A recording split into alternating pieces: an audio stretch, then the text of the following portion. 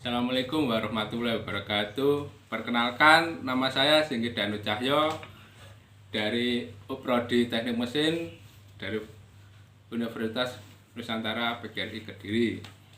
Kali ini saya akan menjelaskan tentang generator DC.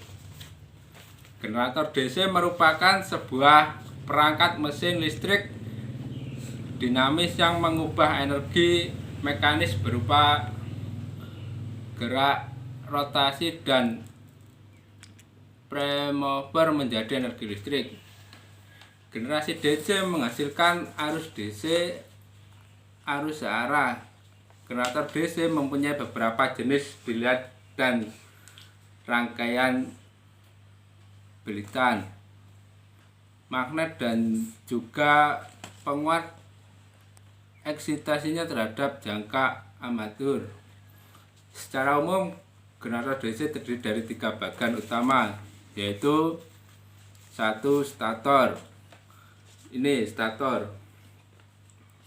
2. Rotor. Rotor ini tengah-tengah. 3. Komutator. Komutator letaknya nggak tahu, nggak ada di sini penjelasannya. Maaf. Penjelasannya, stator adalah bagian yang di mana terdapat lilitan medan field atau lebih dikenal dengan nama eksitasi, berfungsi sebagai tempat pembangkit medan magnet. Fungsi rotor adalah bagian yang berputar, di mana terdapat lilitan jangkar, armatur, atau angker. Fungsinya sebagai tempat pembangkit tenaga induksi atau GGL. Fungsi komutor adalah alat yang mengubah tegangan arus bolak-balik menjadi arus searah. Pembangkit energi listrik yang berasal dari konversi energi mekanis menggunakan prinsip-prinsip hukum Faraday tentang induksi magnet. Faraday dan Lenz mengatakan bahwa tentang induksi yang dibangkitkan adalah perubahan flux magnet setiap satuan waktu.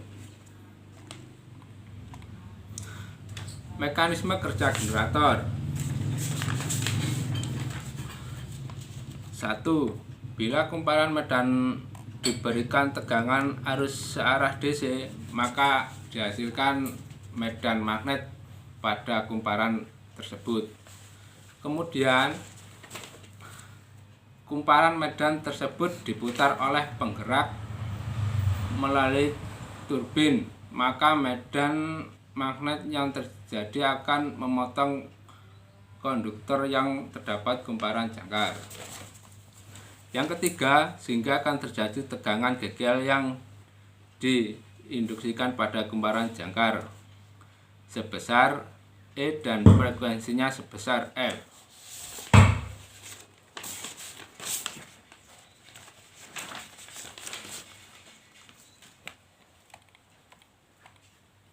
Pada dasarnya, generasi konvensional atau generator berputar menghasilkan tegangan arus bolak-balik atau AC.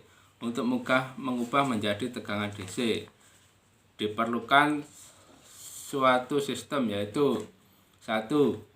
Sistem eksitasi dengan sikat atau brush. 2. Sistem eksitasi dengan tanpa sikat atau brussel.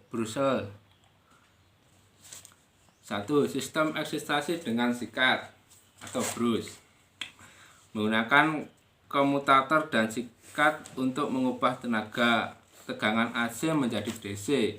Komutator adalah suatu alat berupa cincin belah jika ujung bilitan rotor dihubungkan dengan komutator. Berupa 2 cincin, ini disebut cincin serat. seperti ditunjukkan gambar berikut. Gambar A ini, lihat Bu, gambar A.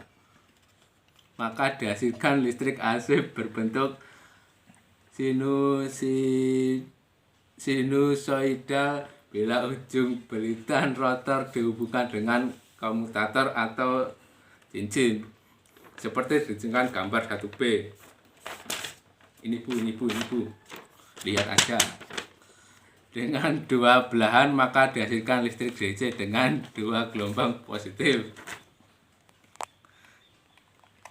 Yang kedua, sistem eksitansi tanpa sikat Brusel, maaf, orang Jawa, menggunakan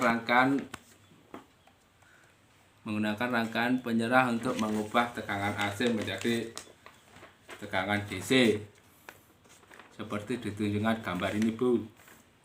Nih, maaf kalau menggunakan alat seadanya ini. Penjelasannya adalah pengaruh jumlah konduktor stator. Tegangan induksi pada generator dipengaruhi oleh jumlah konduktor pada stator.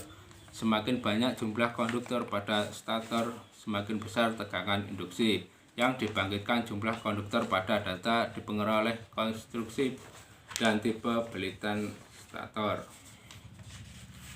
Ini adalah komponen stasioner. Ini berisi satu set konduktor listrik luka dalam golongan lebih dari induksi.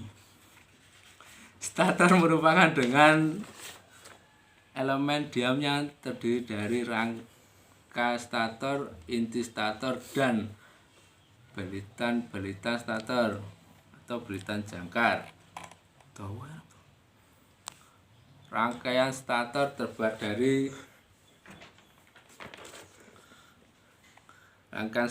terbuat dari besi tuang dan merupakan rumah dan sebuah bagian-bagian generator.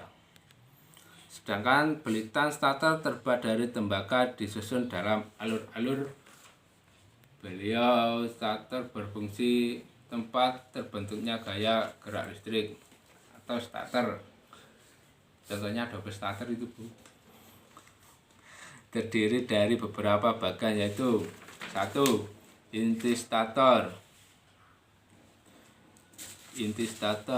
Dari inti stator ini berupa cincin